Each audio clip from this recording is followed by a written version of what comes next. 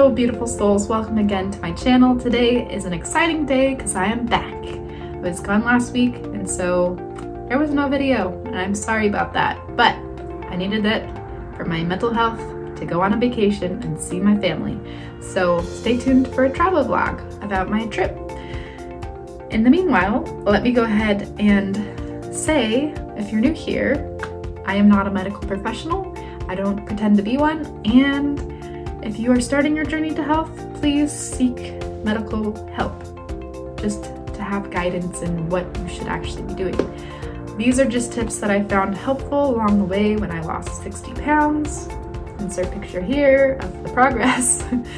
So these are things that I thought I would go ahead and share with people if they would like to know how I did it and how I stayed motivated. So if you are someone who has watched my previous videos, please tell me if you've used any of these tips before and which one was your favorite, and if you have actually implemented any of them into your life. Let's talk about roadblocks. Roadblocks happen very regularly. These are things that just happen to come up that may prevent you from actually working out. For me, I would go to class and I'd say, oh, I'll work out after class.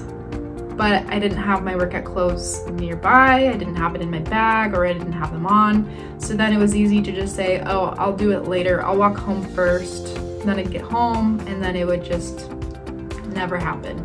So that's why I recommend having your workout clothes either in your bag, or if you're gonna work out in the morning, have them first thing what you see when you wake up, so that way you'll know, okay, I'm putting them on, I'm gonna do this thing. So that is tip number one. Highly recommend. Let me know if you try it. This brings me to point number two. So I recommend having some sort of plan in place. You don't have to plan every single day out like I have, which I'm doing a challenge now, which you can see here what that challenge looks like. I've already started. I'm on day 10, I think.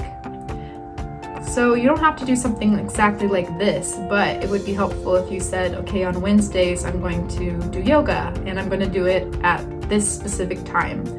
And if you do it with people, that's even better. But having some sort of routine in place helps a lot. So that way you don't have to think about it. It's already kind of planned out and you just do it. So that's removing another roadblock. Okay, tip number three. This one may seem a little bit contradictory to the last tip, but tip number two can become monotonous if you have too many things planned on too many days. So that's why I say throw out the routine every once in a while and make a new one. So changing up your routine is very helpful, so that way it kind of adds a little spice of life, makes you a little bit excited to do your next activity.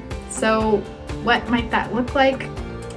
Trying new ways of moving. So for me, it might be trying a new yoga routine, or trying a Zumba class, or trying a new activity like Frisbee in the park, something that you've never done before.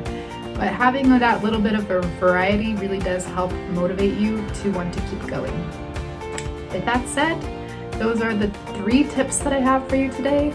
If you would like and subscribe, please. And you can also follow me on Instagram. I have my Journey to Health page, which I post pretty regularly. So if you would like to keep up with me and my journey, please go ahead and follow me there.